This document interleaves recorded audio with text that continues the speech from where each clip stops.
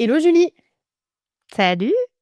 je suis ravie de te recevoir sur CEO Recto Verso. Ça fait un moment qu'on a calé l'enregistrement. Il s'est passé pas mal de choses de ton côté, puisque Oui. ce dont on va parler aujourd'hui, c'est la fermeture de ta société, quelque chose dont on ne parle pas souvent et j'avais très envie d'aborder ce sujet avec toi parce que je pense qu'il y a beaucoup de choses à dire, beaucoup de mythes aussi à déconstruire. Mais Yes. avant qu'on rentre dans le pourquoi du comment et concrètement comment ça s'est passé pour toi, est-ce que tu pourrais nous parler un petit peu, bah, concrètement, c'était quoi ton métier, ces dernières années? Qu'est-ce que tu faisais pour tes clients? Voilà, quelle était ton expertise? Yes. Alors avant, merci, pour ton invitation parce qu'effectivement, c'est un sujet qu'on voit trop peu, je pense, sur, les réseaux et je suis hyper contente de pouvoir un peu, en parler librement chez toi. Donc, écoute, merci encore pour l'invitation et donc moi, qu'est-ce que, je faisais? C'est marrant de parler au passé.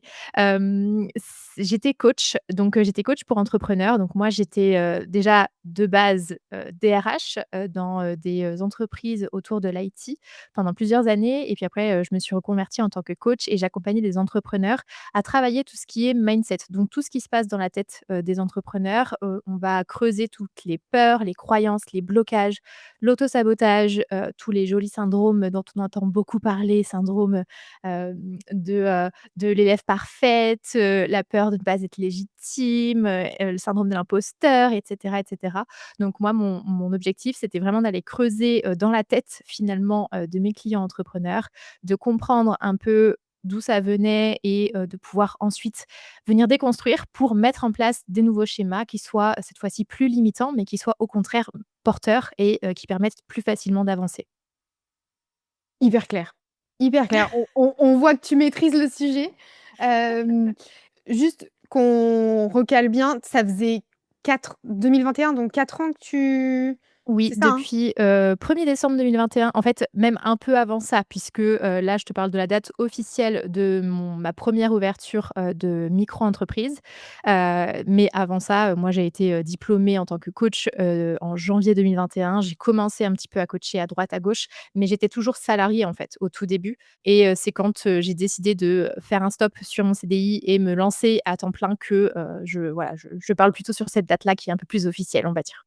OK, super et de l'extérieur, tout semblait, aller bien dans le meilleur des mondes, tu vois? Quand on regarde les stories, quand on regarde les posts, c'est vrai qu'on se doute pas du tout que tu es sur le point d'arrêter, et moi, pour être, honnête, je m'en doutais absolument pas et c'est quand on s'est vu à Paris, qu'on en a parlé et que tu m'en as parlé et quand est-ce que tu as commencé à, avoir cette petite voix ou à sentir ce décalage qui t'a fait commencer à entrevoir de nouvelles perspectives et pas forcément, justement, cette société que tu avais créée? Ouais. C'est hyper intéressant, cet aspect, extérieur que tu m'apportes parce que je pense que ça a un peu pris pas mal de monde un peu de court, parce que, bah, sur les réseaux, en fait, on communique ce qu'on a envie de communiquer. Oui. Alors que, si je fais un petit peu la rétrospective, ça fait quand même un petit moment que j'ai une sensation un peu de mal-être dans ce que je fais, dans mon quotidien en tant que coach. Alors, mal-être, ça peut être un petit peu fort, mais en même temps, c'est vrai maintenant que je prends un peu de recul dessus, c'est que ça a été au début discret et puis au fur et à mesure, ça a pris de plus en plus de place, et ça s'est je pense, ça a commencé un peu à se déclarer, si je suis tout à fait honnête avec moi-même, début d'année 2024. Donc, ça faisait pas tant de temps que Mmh. ça finalement que j'étais lancée. Mais en fait, ce qui s'est passé, c'est que mon entreprise fonctionnait tellement bien que, ben, moi, je suis passée très rapidement de micro à société. J'ai passé 1 an en micro et tout de suite après, je suis passée en société et mon objectif, il était clair. C'était, scaler une immense, boîte, qui ait du monde, que je fasse rentrer des salariés et cetera et cetera et en fait, j'avais un gros rêve, si tu veux, de monter une grosse entreprise. Alors, je parle pas d'une multinationale non plus, il faut pas pousser, mais je voulais quand même quelque chose où il y avait du monde, une belle équipe et beaucoup de clients. Et en fait, quand tout a commencé à bien rouler, où j'avais finalement plus qu'un bouton à actionner pour que ça puisse vraiment se mettre en place et que je puisse scaler, comme on parle maintenant, dans le domaine, j'ai commencé à me sentir un peu plus crispée, à, procrastiner, alors que moi, c'est pas du tout mon genre, à avoir la flemme, à ne plus être motivée, alors que moi, je suis quelqu'un qui adore créer, qui adore travailler aussi depuis des années et en fait, ça a réellement commencé quand je me suis rendu compte que ma boîte, elle pouvait accélérer. Et à partir de là, ça a été un petit peu, crescendo si tu veux, mais ça a pris quand même du temps parce que la décision entre les premiers signes janvier 2024 et la décision de fermer ma société, décembre 2025. Donc quand même 2 ans en tout et pour tout, donc c'est hyper long. Et en même temps, il y a eu des étapes en fait entre ces premiers signes et le fait de clôturer, pour de bon. Ça s'est fait vraiment de manière un peu graduelle et je pense que je l'ai su tout de suite que j'avais envie d'arrêter, sauf que, bah, quand tu crées quelque chose, c'est toujours un peu difficile, tu vois? De clôturer quelque chose, un bébé un peu que tu as mis au monde pendant plusieurs années, que tu vois que ça fonctionne et cetera. Donc j'ai un peu, essayé de rebondir, de me dire: «Non, c'est pas ça, c'est pas exactement mon envie d'arrêter qui est en train de me parler, c'est plus, bah, c'est pas tout totalement aligné, donc tu peux changer ci, tu peux changer ça» et en fait, j'ai essayé de bricoler, on va dire, pendant, les 2 années qui ont suivi pour rattraper un peu, ce qui était en train de commencer tranquillement mais sûrement à s'installer à l'intérieur de moi, quoi. Ouais, mais on va y revenir justement de ce processus qui a été, long, puis enfin long, long et court parce que 2 ans finalement à l'échelle d'une vie, c'est pas grand-chose. Non. Mais, quand tu dis que tu as commencé à avoir un peu cette envie d'arrêter à partir du moment où finalement tu avais la voie libre sur, le fameux, scale de ton entreprise, est-ce que est-ce que tu as un peu conscientisé le truc en mode, est-ce que c'est peut-être parce que l'idéal que je m'étais fixé, d'avoir une grande entreprise, une équipe, de scaler et cetera, c'était pas forcément pour moi, enfin en tout cas mon envie réelle profonde, mais plutôt l'image que je me faisais d'une pseudo réussite? C'est exactement ça parce que en prenant du recul et c'est un énorme point que j'ai déconstruit ces 2 dernières années, c'est, ma notion, de la performance.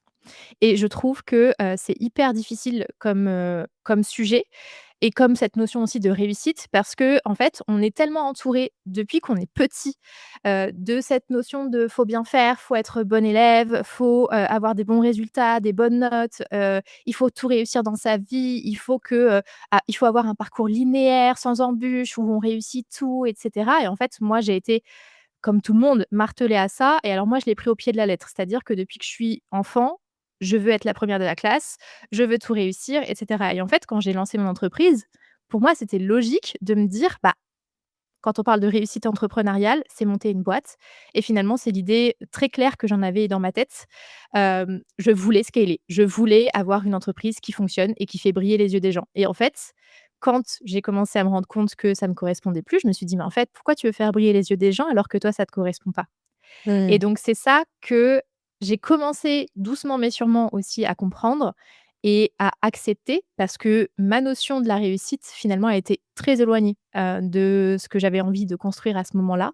Ça m'a sans doute appartenu, tu vois, pendant un temps, mais finalement comment Mmh. j'avais évolué et comment j'avais envie de construire la suite de ma vie, bah, c'était pas comme ça du tout que je le voyais. Je me voyais pas à la tête d'une grosse entreprise. Peut-être que ça reviendra, mais en tout cas aujourd'hui c'est plus le cas et je pense que ça a été ça, un des points les plus difficiles à déconstruire et à accepter aussi. De me dire qu'en fait, bah, peut-être que je voulais pas aussi grand, je voulais pas aussi beau, je voulais pas, aussi brillant, heu, alors que ça faisait des années que je martelais qu'en gros je voulais être la première dans tout, quoi.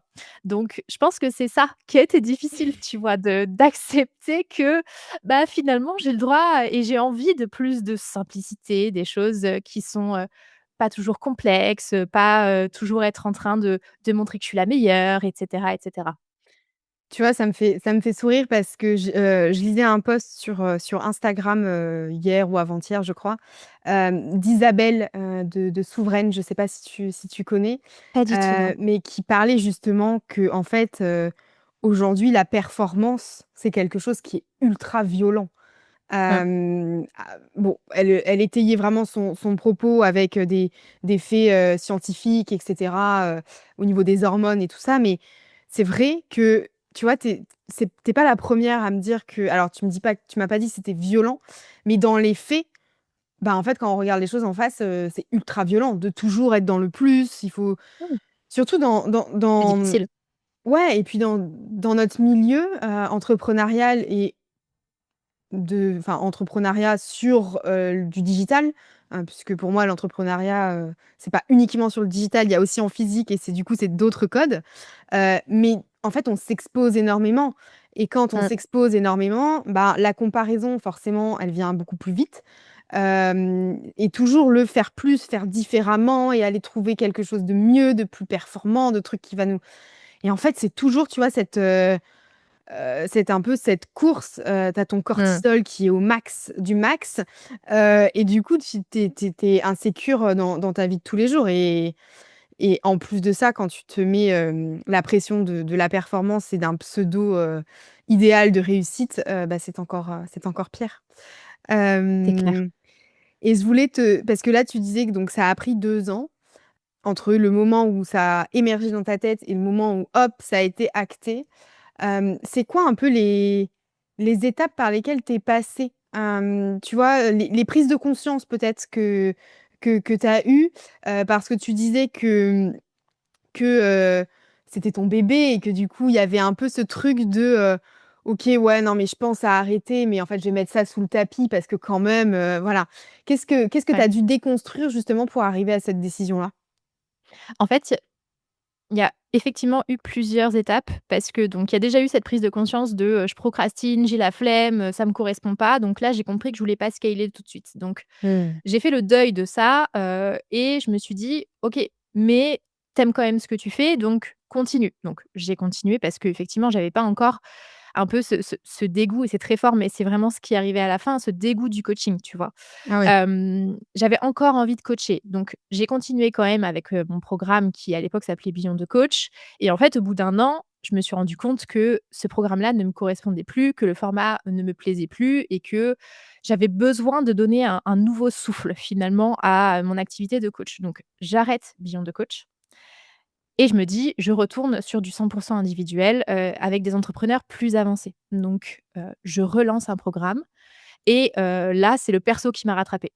Donc sur la deuxième année, c'est le perso qui m'a rattrapée. J'avais commencé une thérapie en fin d'année, 2024 du coup, si je ne me trompe pas dans les dates et en fait, janvier 2025, pendant une séance avec, ma thérapeute, séance, d'hypnose, on lève une amnésie traumatique.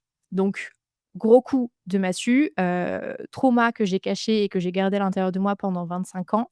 Je rentrerai pas dans le détail, mais ce trauma-là a bousculé énormément de choses, au niveau personnel, surtout au niveau émotionnel et en fait, les mois suivants ont été l'hécatombe, j'ai envie de dire parce que, je savais plus qui j'étais, je savais plus ce que je voulais, je savais plus ce qui m'appartenait ou ce qui ne m'appartenait plus puisque cette amnésie m'avait caché une grosse partie de moi et je me disais: «Mais en fait, je me suis construite autour d'un truc dont je me souvenais pas, donc est-ce que je suis vraiment moi?» Bref, il y a eu un gros questionnement identitaire et ça a été, du coup, l'étape qui a été la plus longue puisque ça a duré 1 an. Je pense que s'il y avait pas eu ça, peut-être que les prises de décision autour du coaching auraient été un peu différentes, mais finalement, j'ai eu besoin de 2025 pour apprendre à vivre avec ce qui m'était arrivé plus jeune et à vivre dans le présent toujours pour ce que j'avais envie de faire pour moi, là, maintenant, tout de suite. Et donc en fait, pendant l'année 2025, ça a été un peu du travail, un peu de la négo, j'ai envie de dire, avec mon moi pro, on va dire, parce que je sentais que j'avais besoin de beaucoup plus d'espace pour moi au niveau perso et émotionnel parce que clairement, j'étais à ramasser la petite cuillère pendant une bonne partie de l'année. Et en face, j'avais toujours ce côté, mais ça me plaît plus trop, en fait, ce que j'ai envie de faire au niveau, professionnel non plus. Mais en même temps, tu sais plus trop quitter, donc qu'est-ce que tu as envie de vraiment faire? Ça, c'est des questions qui sont toujours un peu déjà difficiles à répondre. Mais quand on soulève, une amnésie traumatique, généralement, c'est, vraiment, le flou et le brouillard complet. Et en fait, ça a été, cette étape-là qui a un peu aussi accéléré les choses, même si ça m'a demandé du temps pour prendre soin de moi. Parce qu'au bout du bout, je me suis dit: «Bah, en fait, aujourd'hui, tu as la possibilité de dégager tout ce qui ne te convient plus et qui ne te, correspond plus. Donc c'est aussi maintenant que tu prends les bonnes décisions» et c'est à ce moment-là que mes voix autour, de ma carrière m'ont de nouveau, dit: «Mais c'est plus ça que tu as envie de faire. Tu as envie de faire autre chose» et pour être tout à fait honnête, j'avais pas les réponses. Je savais pas ce que j'avais envie de faire. Mais la seule chose qui était claire, c'était qu'il fallait que j'arrête une partie, de ce que je faisais aujourd'hui pour pouvoir passer à la suite.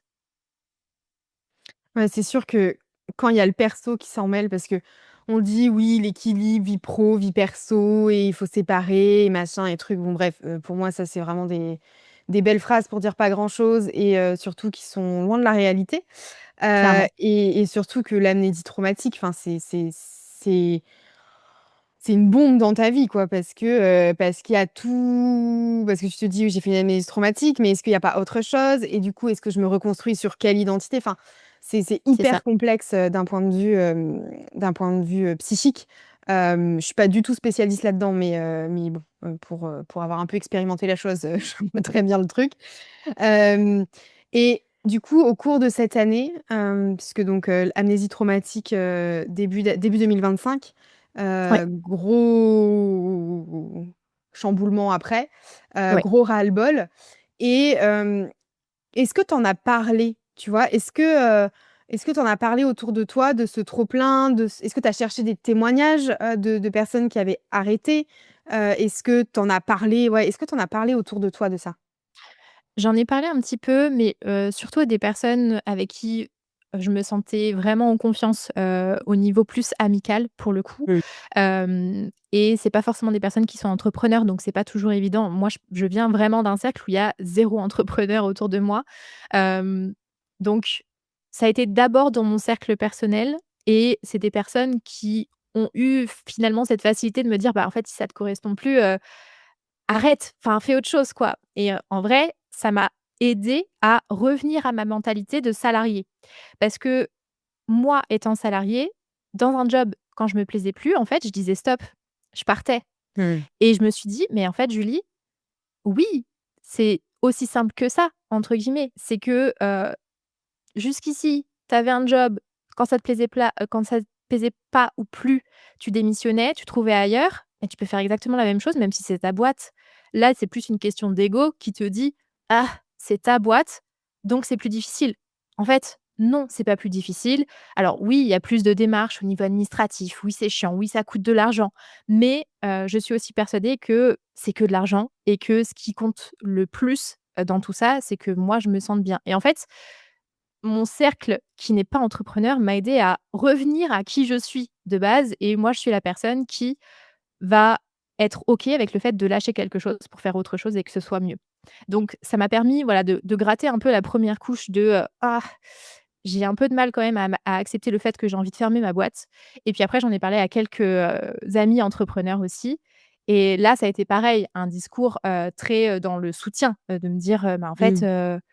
ouais, tu peux faire autre chose et puis en plus tu en as les capacités, tu es quelqu'un qui a, des ressources, qui va savoir rebondir et cetera et en fait, c'est venu me conforter dans le fait que j'étais pas nulle ou j'étais pas en échec si je fermais ma boîte et c'est toutes ces personnes, en fait, qui venaient d'univers différents parce que finalement, j'en ai toujours parlé, en individuel plutôt que dans un groupe d'amis, par exemple. Mmh.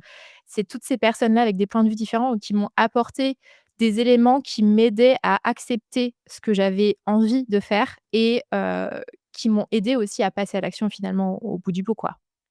Ouais. Après, tu vois, alors je sais pas, est-ce que, je me suis jamais posé la question, je suis néophyte sur le sujet. Est-ce que quand tu fermes ta société, tu as le chômage? Non. Ouais, non mais voilà et c'est Non. bien ce qui me semblait.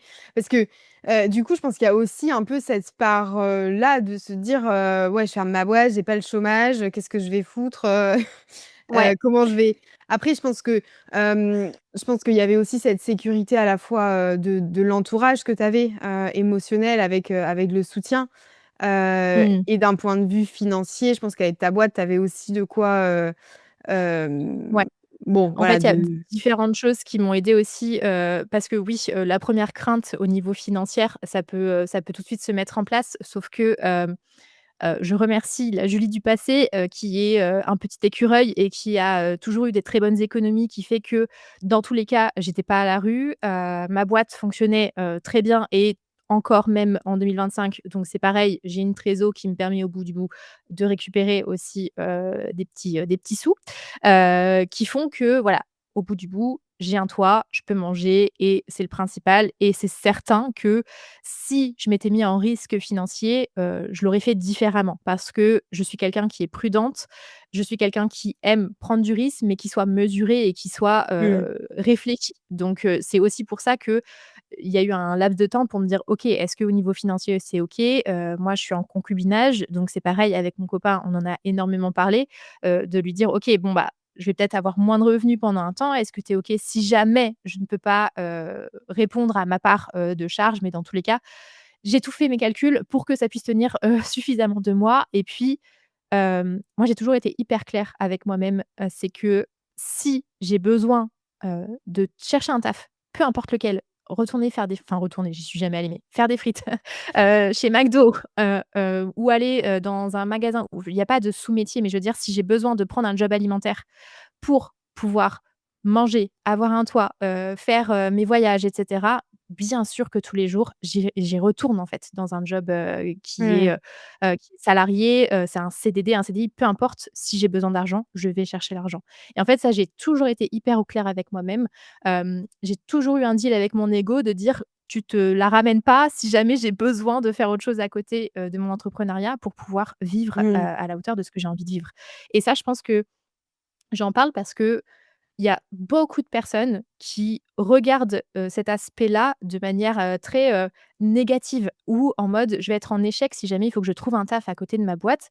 Mais en fait, si ça te permet de continuer à faire ce que tu veux, dans ta vie de tous les jours, à t'éclater sur tes projets et cetera, mais faites-le parce que ça enlève tellement une charge mentale que, c'est ce qui permet aussi d'avancer. Parce que quand on a une charge mentale financière qui est trop lourde, en tête, ça nous braque et ça nous, auto-sabote totalement pour continuer à avancer. Donc ça, c'est hors sujet, mais, c'est hyper important donc je le dis. Non, non, mais tu as raison, enfin, de cette mentalité-là, je la partage complètement. Moi, j'ai toujours dit: «Si jamais ma boîte ne me permet pas de subvenir à nos besoins, aux besoins de la famille, Mmh. j'irai prendre n'importe quel métier». Alors bon, après, si je peux faire un peu ma chieuse et dire que si je peux ne pas aller ramasser les oignons ou trucs comme ça, bon, voilà. Bref, après quand tu as pas le choix, tu as pas le choix, Hem, Top. mais c'est aussi, tu vois, déjà de l'avoir en tête, je trouve que je pense que ça t'a aussi aidé quelque part à prendre cette décision de te dire: «En fait, quoi qu'il se passe, heu, je trouverai des solutions», tu vois? Et Ouais. moi, j'aime bien dire, en fait, qu'on est un peu un caractère de chat, c'est-à-dire qu'on retombe toujours sur nos pattes, quelle que soit la situation et quelque part, c'est une très grande, force, puisque la vie n'est Mmh. pas linéaire. Je pense que je n'apprends rien à personne, mais mais en fait, tout peut arriver et je trouve ça bien aussi que tu soulignes, que ta boîte n'était pas en échec, que tu as pas fermé ta boîte, heu, par, manque d'argent, par échec financier, par, tu vois, non rentabilité ou alors, Mmh. voilà, liquidation judiciaire ou quoi aux caisses. C'est vraiment un choix, raisonné, pour toi que tu as fait en conscience et non pas, j'allais dire indépendamment de l'argent, mais bon, est-ce que toute décision est indépendante de l'argent? Je ne sais pas, c'est un autre sujet.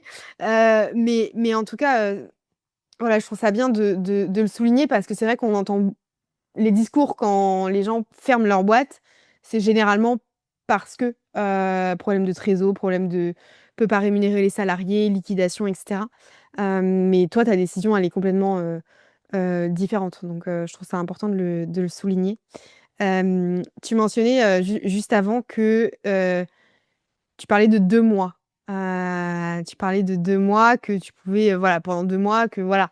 Mais qu'est-ce qui se passe après ces 2 mois? Est-ce que quelque part, tu as quand même, parce que tu l'as annoncé sur ton podcast, cet arrêt, cette fermeture de société, fin d'année, il me semble.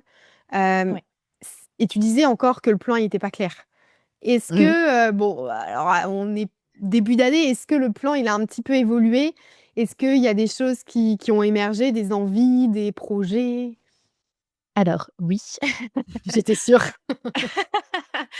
Oui, parce que je suis pas du genre à rester les 2 pieds dans le même sabot trop longtemps non plus et justement, ce que j'ai constaté, c'est que dès que j'ai accepté de fermer ma boîte et dès que j'en ai parlé publiquement, je me suis sentie tellement mieux et en fait, ça m'a permis de voir le champ des possibles que je ne voyais plus, avant et même quelques jours avant et en fait, il y a des choses qui sont en train de se mettre en place. Alors je vais pas en parler dans la précision pour le moment.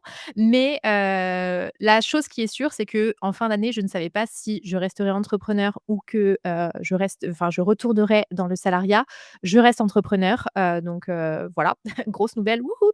Heu, mais à côté de ça, oui, il y a des projets qui vont démarrer au mois de janvier, je suis très excitée parce que ça m'a vraiment permis de me dire, «OK, maintenant ça, c'est fait et puis on passe à autre chose» et finalement, c'est ce que je disais tout à l'heure, c'est que je suis revenue à, mon comportement de quand j'étais salariée. C'est que, j'avais cette capacité à me dire: «Ça, j'en veux plus, stop» et je passe à autre chose et donc là, c'est ça y est, j'ai retrouvé un certain équilibre là-dessus et une certaine, un certain rebond, une certaine remotivation qui est quand même hyper chouette à vivre. Trop bien. Je me j'ai tu fais face à quelqu'un de très, très, très curieuse, donc je ne vais pas poser plus de questions, pendant cet enregistrement. Hem, mais en tout cas trop bien et de toute façon quand on en a parlé en je sais plus, c'était octobre, novembre, Ouais. j'avais aucun doute sur le fait que tu saurais rebondir, avec brio.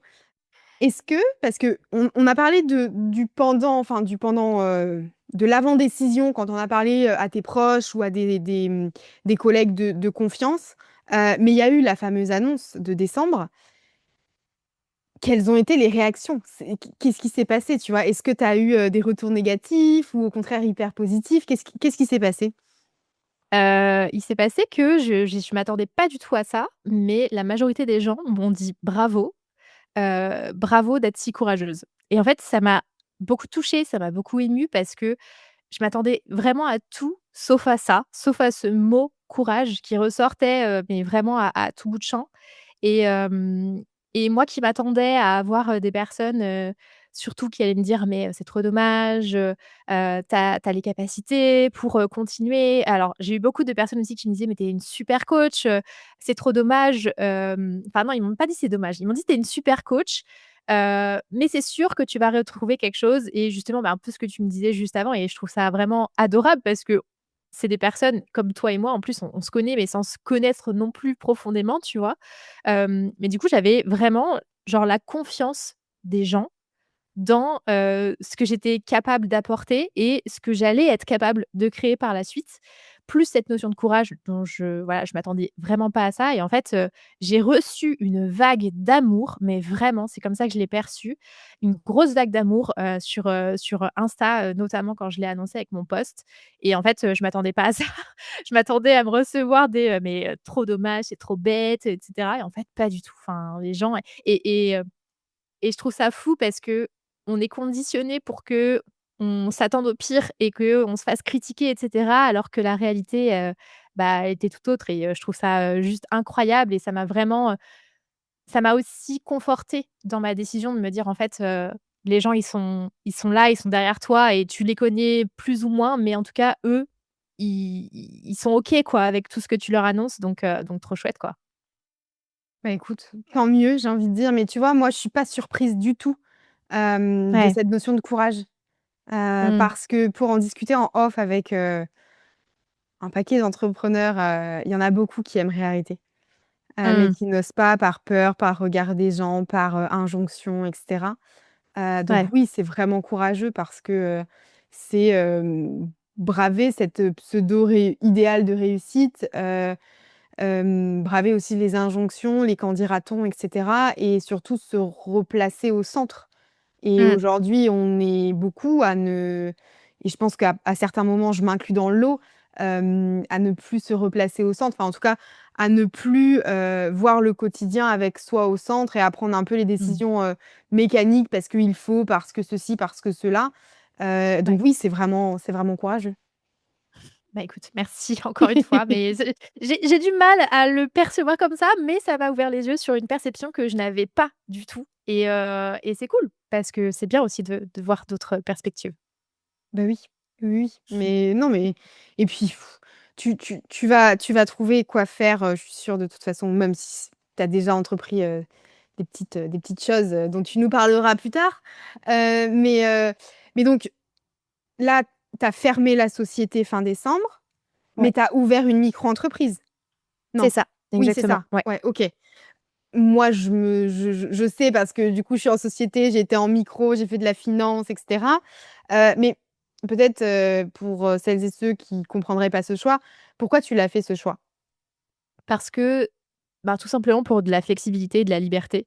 Quand on a une société, c'est beaucoup de contraintes, notamment au niveau financier, on y revient, hein, mais ce qu'il faut savoir quand on a une société, c'est que, on a des charges qui sont calculées sur nos résultats, des années précédentes et des charges qu'il faut qu'on paye. Donc rester en société, c'était envisageable si j'étais certaine de pouvoir faire rentrer un certain montant de chiffre d'affaires, alors que moi, j'avais besoin et en fait, ouais, il y a différents aspects. Donc il y a l'aspect financier, qui me permettait de me soulager, de certaines charges financières et aussi de pouvoir me rémunérer davantage puisque moins de charges au global. Moi, j'étais en EURL, et en URL, il y a énormément de charges. Mmh, à qui On ne prend dis-tu? pas grand-chose au bout.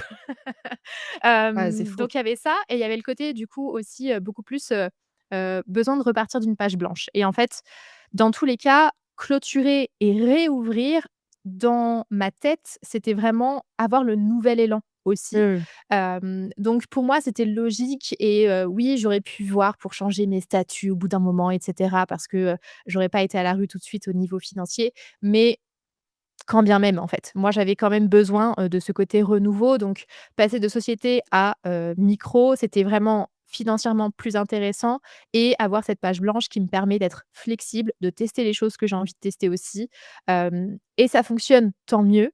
Tu payes quand même tes charges et tes biens. Ça fonctionne pas, c'est pas grave, on n'attend rien de toi, entre guillemets. Donc c'était vraiment pour retrouver un peu ce souffle, si tu veux, à différents niveaux que, j'ai fait ce choix de clôturer et de réouvrir.